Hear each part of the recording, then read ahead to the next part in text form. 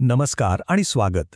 आज आपण भारताच्या नवीन फौजदारी कायद्याच्या म्हणजेच भारतीय न्याय संहितेच्या अफाट व्याप्तीबद्दल बोलणार आहोत. या कायद्याचा हात किती लांब पोहोचतो, तो कुठे आणि कोणापर्यंत पोहोचू शकतो हे आपण जाणून घेणार आहोत. आणि हे समजून घेणं खूप महत्त्वाचं आहे. चला तर एका इंटरेस्टिंग प्रश्नापासून सुरुवात करूया. विचार करा, भारतावरून उडणाऱ्या विमानात एखादा गुन्हा घडला तर मग तिथे कोणत्या देशाचा कायदा लागू होईल? हा प्रश्न आपल्याला थेट आजच्या चर्चेच्या मूळ विषयाकडे घेऊन जातो. तर त्या प्रश्नाचं उत्तर आणि आपल्या आजच्या संपूर्ण चर्चेचा आधार आहे भारतीय न्याय संहिता किंवा थोडक्यात BNS.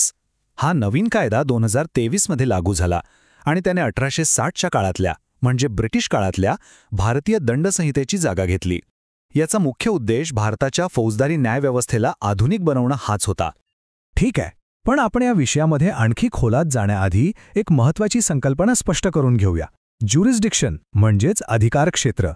सोप्या भाषेत सांगायचं तर एखाद्या खटल्यावर सुनावणी करून त्यावर निर्णय देण्याचा कोर्टाचा अधिकार, म्हणजे कायदा नेमका कुठे आणि कोणाला लागू होतो हे ठरवणारी एक नियमावलीच आहे.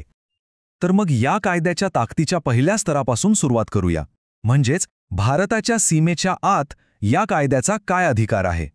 याला इंट्रा टेरिटोरियल ज्युरिस्डिक्शन असं म्हणतात. आता इथे एक इंटरेस्टिंग गोष्ट अशी आहे की कायदा भारताच्या आत याची व्याख्या कशी करतो.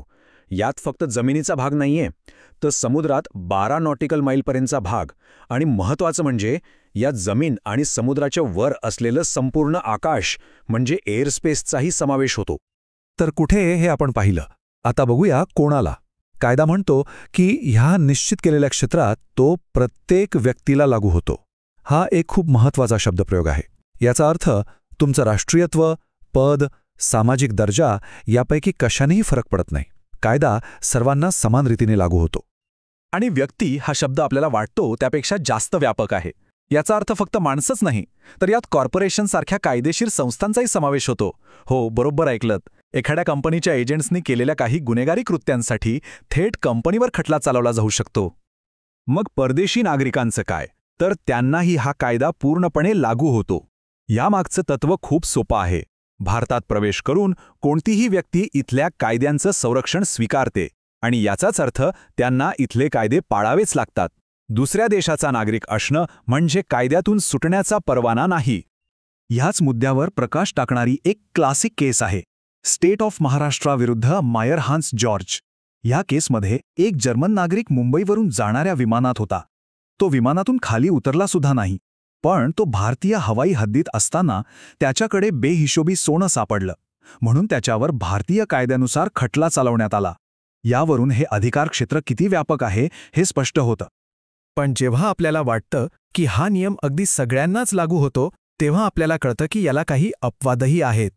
BNS प्रत्येक व्यक्तीला लागू होत असला तरी काही महत्त्वाच्या कायदेशीर आणि राजनीतिक कारणांमुळे काही मोजक्या लोकांना यातून सूट देण्यात आली आहे. चला बघूया कोणाला ही सूट मिळते.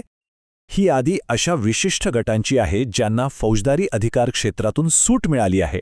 यात परदेशी राष्ट्रांचे प्रमुख, राजदूत आणि इतर मुत्सद्दी, युद्धजन्य परिस्थितीत शत्रू देशाचे सैनिक, परदेशी युद्धनौका आणि देशांतर्गत, भारताचे राष्ट्रपती आणि राज्यांचे राज्यपाल यांचा समावेश आहे. ठीक आहे, तर आपण आत्तापर्यंत भारताच्या आत कायद्याची ताकद काय आहे हे पाहिलं. पण आता आपण कदाचित सर्वात आश्चर्यकारक भागाकडे वळूया. या कायद्याची पोहोच भारताच्या प्रत्यक्ष सीमेच्या पलीकडे कशी आहे? इथून पुढे ही चर्चा खूपच रंजक होणार आहे. आणि हा एक अत्यंत महत्त्वाचा मुद्दा आहे. काही विशिष्ट गुन्ह्यांसाठी BNS सीमेवर थांबत नाही. तो जगात कुठेही लागू होऊ शकतो. याचा अर्थ काही विशिष्ट परिस्थितीत या कायद्याची पोहोच खऱ्या अर्थाने जागतिक आहे. तर मग भारताबाहेर हा कायदा कोणत्या परिस्थितीत लागू होतो याच्या 3 मुख्य शक्यता आहेत. पहिली, जर कोणत्याही भारतीय नागरिकाने जगात कुठेही गुन्हा केला. दुसरी, जर कोणत्याही व्यक्तीने भारतात नोंदणीकृत असलेल्या जहाजावर किंवा विमानावर गुन्हा केला. आणि तिसरी, जी आजच्या काळात खूपच महत्त्वाची आहे, जर कोणत्याही व्यक्तीने जगात कुठूनही भारतात असलेल्या कम्प्युटर रिसोर्सला लक्ष्य केलं. मूळ कायद्यातच याचं एक उत्तम आणि अगदी स्पष्ट उदाहरण दिलं आहे. हे उदाहरण बघा. जो भारताचा नागरिक आहे, भारताबाहेर कोणत्याही ठिकाणी खून करतो, तो भारतात जिथे कुठे सापडेल तिथे त्याच्यावर खुनाचा खटला चालून त्याला शिक्षा दिली जाऊ शकते. हे एक इतकं थेट उदाहरण आहे की यातून कायद्याची पोहोच किती दूरपर्यंत आहे हे स्पष्ट होतं. तर यातून एक व्यावहारिक प्रश्न निर्माण होतो. जर परदेशात गुन्हा केलेला एखादा गुन्हेगार नंतर भारतात सापडला तर काय होतं? यासाठी साधारणपणे 2 मार्ग आहेत. पहिला पर्याय आहे प्रत्यार्पण, म्हणजेच एक्स्ट्रॅडिशन. यात त्या व्यक्तीला गुन्हा घडलेल्या देशाच्या ताब्यात दिलं जातं, जेणेकरून तिथे त्याच्यावर खटला चालेल. पण दुसरा पर्याय म्हणजे BNSच्या एक्स्ट्रा टेरिटोरियल अधिकार क्षेत्राचा वापर करून थेट इथेच भारतीय कोर्टात त्याच्यावर खटला चालवला जाऊ शकतो. तर आपण पाहिलं की भारतीय न्याय संहितेची पोच देशाच्या आत आणि बाहेर किती व्यापक आहे.